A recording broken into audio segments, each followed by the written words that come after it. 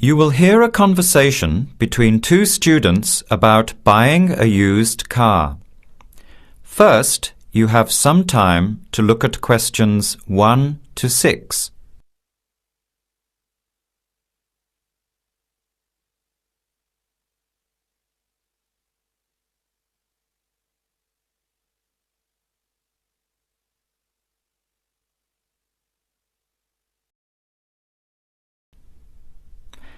Now, let's begin. Answer the questions as you listen. You will not hear the recording a second time. Listen carefully to the conversation and answer questions 1 to 6.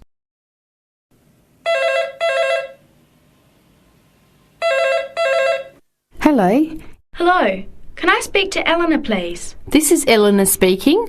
Hi. My name is Jan. I'm calling about the car that was advertised on the notice board in the Student Union building. Is it still for sale? Yes, it is. Your ad says it's a 1985 Celica, in good condition. It's old, but it has been well looked after.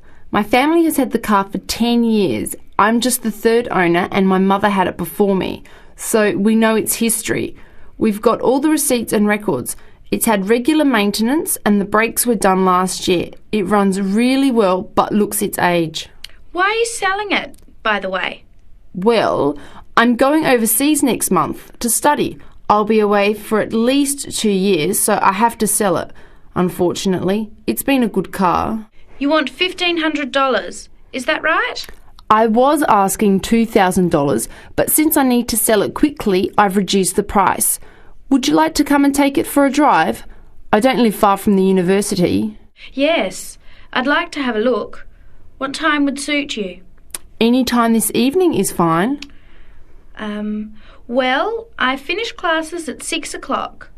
How about straight after that? Say 6:30? Great, I'll give you directions. When you leave the main gate of the university, turn left on South Road and keep going until you get to the Grand Cinema. Take the first right, that's Princess Street. I'm at number 88 on the right. So it's 80 Princess Street? No, it's 88 Princess Street and the suburb is Parkwood. You'll see the car parked in front. It's the red one with the for sale sign on it. OK, thanks Eleanor. I'll see you later. Bye. Before you hear the rest of the conversation, you have some time to look at questions 7 to 10.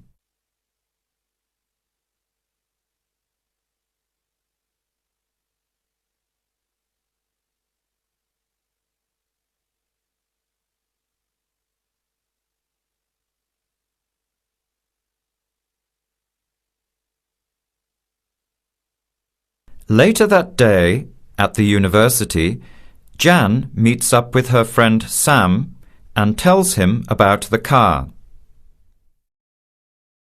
Hi Sam. Hey Jan, what's happening? I'm glad I ran into you. I've decided I have to get a car. You're going to buy a car? Do you really need one? I'd probably still be driving except that my car broke down last year. Instead of getting another one, I just moved closer to the university and went back to riding a bike. Better for the environment, better for my health, and I save a lot of money. Did it really cost that much? Well, when you think of registration, insurance, rising petrol costs, parking plus maintenance and repairs, it adds up. I know it's going to be expensive, but I really need my own transportation. It takes half an hour by bus each way to university as it is. But now I'm working at night in the city. There's no way I want to hang around waiting for a bus late at night, then walk 3 blocks home alone. Hey, I think you've got a point there. So what kind of car are you looking at? It's an 85 Celica, same kind as I used to have. The owner's asking $1,500. That's pretty old. How many kilometres has it done? You know, I forgot to ask. I'll have to check tonight when I go to see it. Would you be able to come with me to have a look? At about 6:30? Sure, I'll come, but I don't know a lot about cars. I do know one thing, though. I wouldn't buy an old car without having a mechanic look at it first. That's a good idea. But won't it cost a lot? Not really. You can get a check done through the Automobile Association for $80, and it comes with a report on the condition of the car. It can save you a lot of money in the long run. I'll keep that in mind. So we have to get to Parkwood at 6:30. Do you want to take the bus? It goes straight down South Road every 15 minutes. Or maybe we could walk. I don't think it's that far. Actually, I could borrow my roommate's motorbike for an hour or so. He's working all evening in the library. Do you think he'd mind? No way. He owes me a favour or two. Okay, great. See you at 6, outside the student centre. That is the end of part 1. You now have half a minute to check your answers.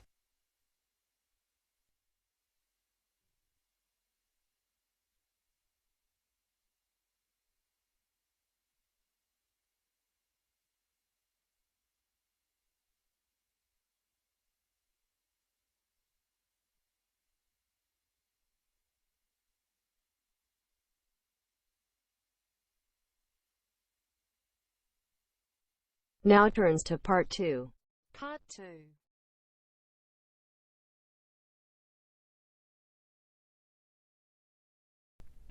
You will hear a guide giving instructions to a group of international students in Canada preparing for a whale watching trip. Before you hear the talk, you have some time to look at questions 11 to 16.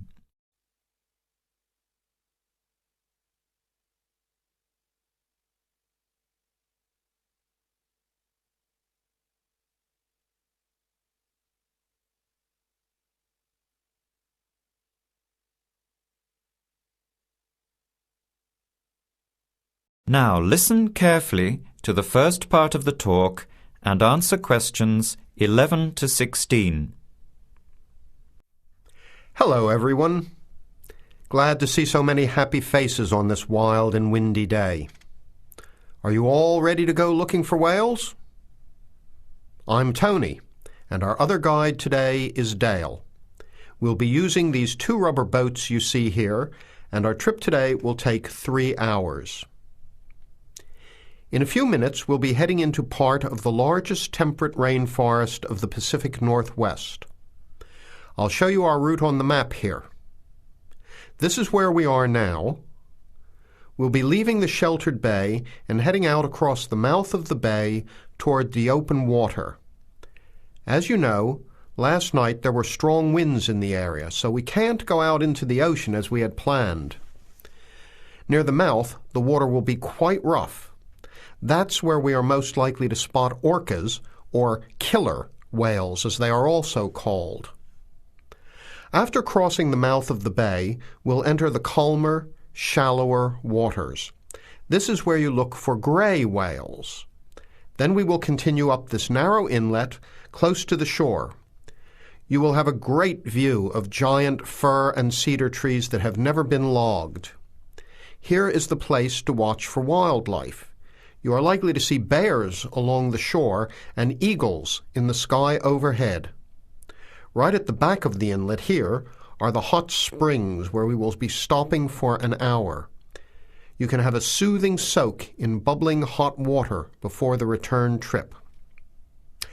I'll tell you a little bit about the whales now, because with the noise of the wind and the engine, you won't be able to hear much out there. As we head out in the boat, we will probably see dolphins first. They are a gray color and quite small, 1 to 2 meters long. They will swim right beside the boat, racing along and sometimes jumping out of the water just ahead of us. They swim very fast, and they are playful and curious. They're really fun to watch. The next ones we'll see are orcas, or killer whales, which are actually members of the dolphin family.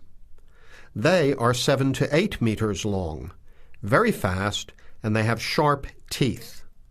Some stay in these waters all year round. We identify them by the distinctive black and white color. They feed mainly on salmon in these waters, but the orca diet can include seabirds, seals, dolphins, and other mammals. They can be fierce hunters, and this is why they are called killer whales. We should start watching for them as soon as we get out toward open water. We're likely to spot the orcas from a considerable distance. Watch for the black and white marking and mist spouting from the blowholes on top of their heads. Just outside the inlet is where we will probably see gray whales. The grays are migratory. They pass through here twice a year, moving from far in the north where they feed to the warm southern waters where they breed. You are very lucky today because several have been reported in the area. Unlike the orcas, grays are solitary, except when you see a mother with a calf. The gray whales are much longer and heavier than the orcas, 14 meters long and weighing up to 30 tons. The gray whales are filter feeders, gathering tiny ghost shrimp from the sand at the bottom. We recognize grays from their tail fins because each one is different. Once we find the whales, we'll come up as close as we can safely. We are allowed to approach the whales no closer than 50 meters. But that feels pretty close when you are in the presence of animals this big. You'll see mist coming out of the blowholes when they breathe out, and you'll hear a loud hiss. If we are downwind, we might even be able to smell them, a strong, fishy smell. Before the talk continues, you have some time to look at questions 17 to 20.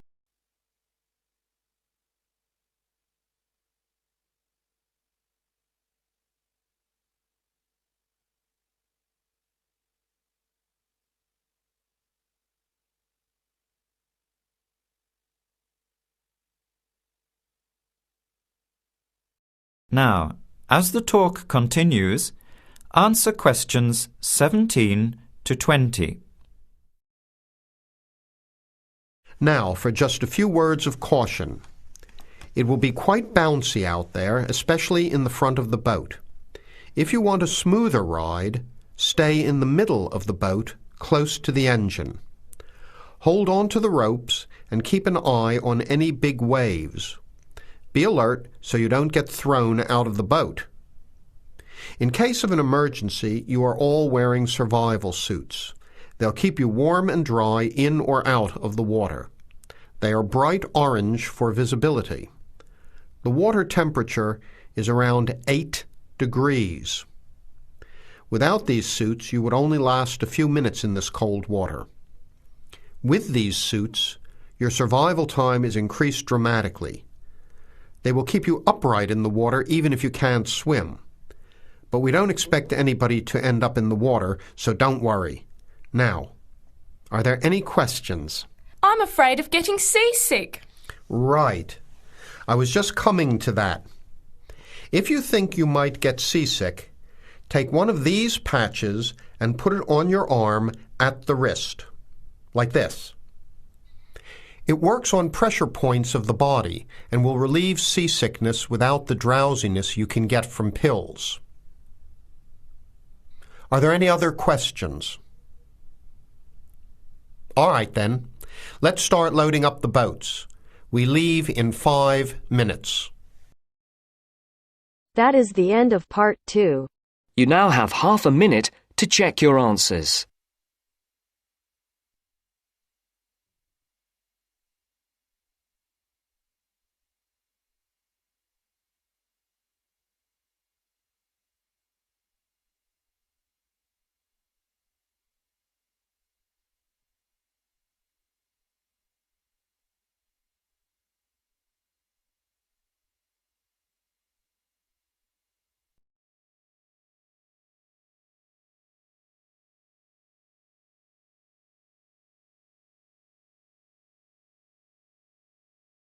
Now turns to part 3. Part 3.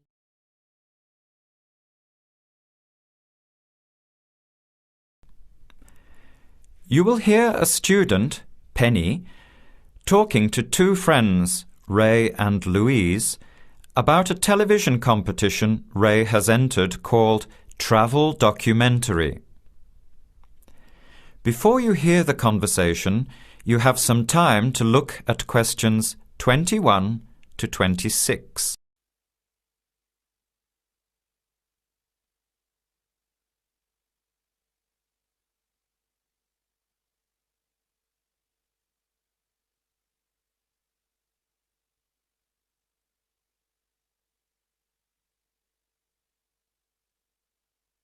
Now, listen carefully and answer questions 21 to 26. Hi, haven't seen you two in ages. What have you been up to? Hi, Penny. Ray is really excited. He's just been shortlisted for travel documentary. He could be off travelling around the world for 3 months. Travel documentary? What's that? You've never heard of it? Don't you watch TV? Well, actually, no, hardly ever. Especially since I've started working on my thesis. I don't have time to breathe, let alone watch TV. So what's this all about, Ray? Well, actually, it's a competition run by public TV. It involves my two great loves, travel and filmmaking. Is it that program where people are sent around the world making documentary videos? I have heard of it. Fantastic! So you've been chosen? Not yet. I'm one of 34 selected for an interview next week, so I've made it through the first cut. Yeah, there were over 200 applicants from around the country. Pretty amazing, hey? Well, I've been lucky so far. What's the next stage? 13 are chosen from the interview to do a 4-week training course in documentary filmmaking. Then, the 8 finalists get sent off with a video camera to travel around the world. Sounds incredible. What's the catch? The catch is that every 2 weeks you have to send in a 10-minute video from a different part of the world. It's broadcast on TV along with the work of 3 of the other competitors and judged by a panel of experts and the TV audience. So you're under a lot of pressure. Wow, I guess so. You mean you're on television every 2 weeks? Yep, that's right. But first I have to be selected. Do you have to have any filmmaking experience to apply? Some background in photography or video making helps, but you're not supposed to be an expert. In fact, you can't apply if you've already worked in filmmaking. We all get the same 4-week course, so we start with the same skills. Can you go anywhere in the world you want? Each competitor makes up his or her own travel plans and has to get them approved. Before the conversation continues, you have some time to look at questions 27 to 30.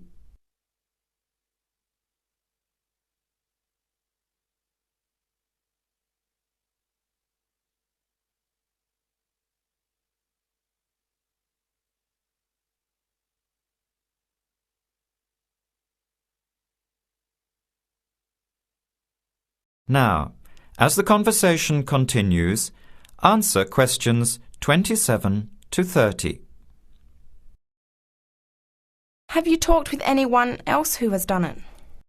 As a matter of fact, just last week, I met Sarah Price, a girl from here who did it last year. What did she have to say about it? She said it was the most amazing experience of her life, but it was really tough at times. I think you'd have to be really brave to take off like that alone with so much responsibility. It's not like going on a holiday, is it? No. 2 weeks in a country, often where you can't speak the language, to find a story, film it, organise all the editing. Then you're off to a completely different part of the world to start all over again. Pretty exhausting, but exciting too. What a way to see the world.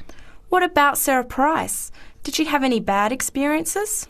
She said the worst part was when she got some mysterious fever in Mongolia and thought she might have to be sent home. Fortunately, it got better, but she said it was scary, to feel really ill when you're alone so far away. So what made you want to apply? When I saw the program on TV a while ago, I thought, this is for me. I've always wanted to travel, but needed to work for a year before I could even think about it.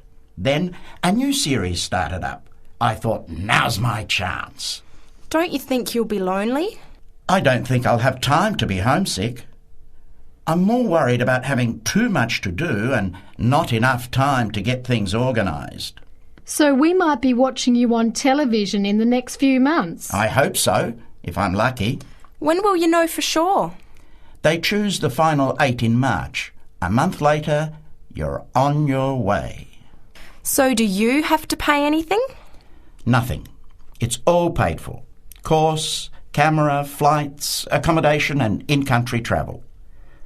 The budget is pretty tight though. No extras. I sure hope you get it. Then I'll be finding time to watch at least one program on television every week.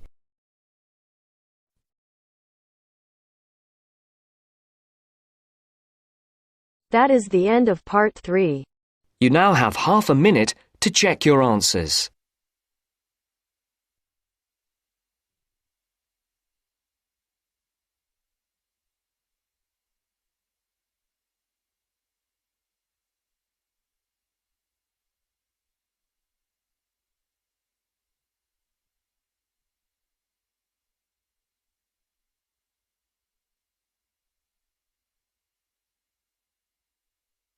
Now turns to part 4.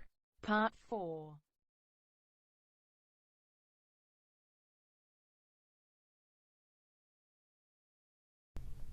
You will hear a talk given by Kate Tomerlin on the history of technology. First, you have some time to look at questions 31 to 33.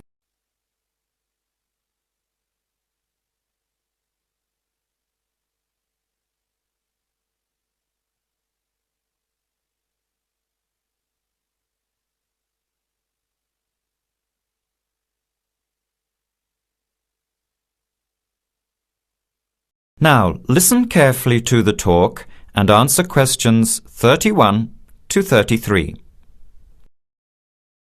Our talk today in this History of Technology series is about a feat of anti-engineering from the late 19th and early 20th century that is still very much with us today and that is linked with the history of the typewriter.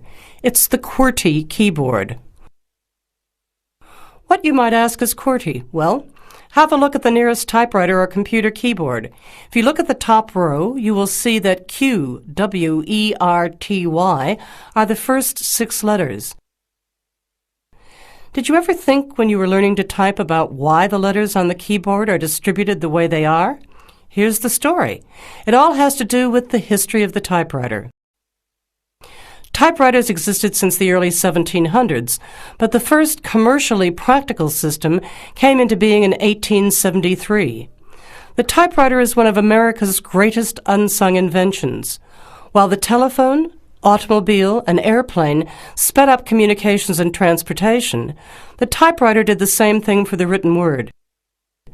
But few people paid much attention, possibly because they were too busy reading what the typewriter had written about all the other inventions.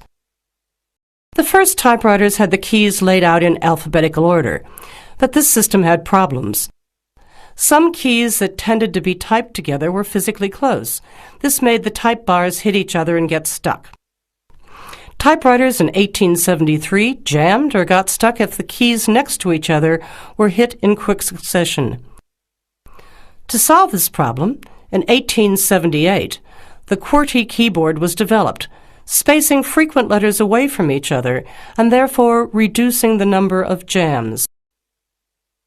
It was not specifically designed to slow down typists, as is generally believed, but the keyboard did create a built-in inefficiency for typists. The most common keys are scattered all over the keyboard rows, many on the left side. Right-handed people have to use their left hand, which is the weaker hand. Typewriter technology improved, doing away with the original rationale for the QWERTY distribution, but the keyboard remained. In spite of its inefficiency, it is the keyboard we all use today. Now you have some time to look at questions 34 to 40.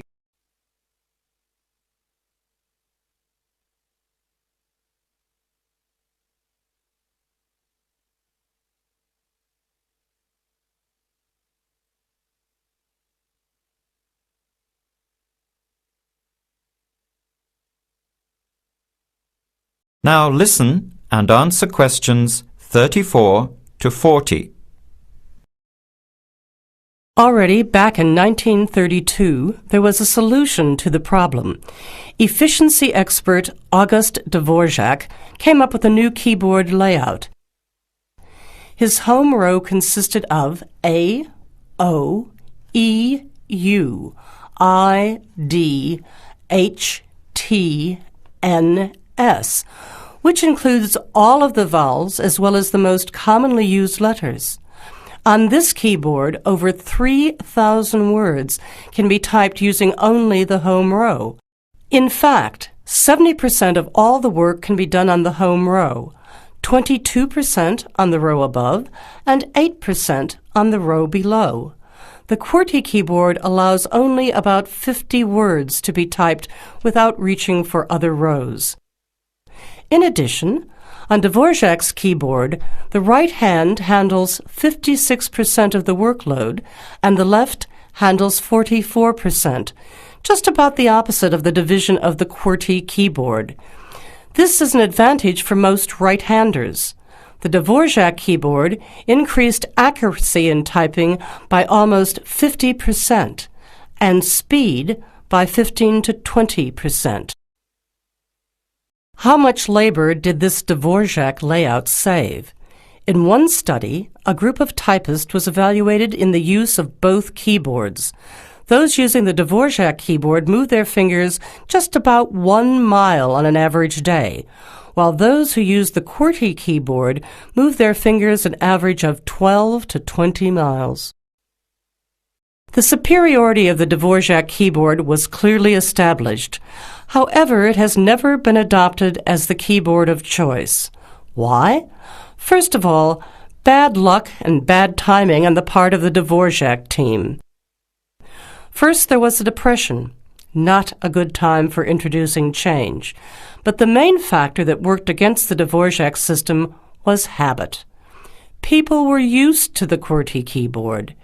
Computers today could easily switch the arrangement of letters to the Dvorak layout, but it seemed that because of habit, the QWERTY layout remains dominant. People felt comfortable with the keyboard they learned on, so it was the established patterns of hundreds of millions of typists, manufacturers, typing teachers, and typewriter salespeople that have crushed all moves toward keyboard efficiency for over 70 years. It looks like QWERTY keyboard may be with us for a long time yet. That is the end of part 4. You now have half a minute to check your answers.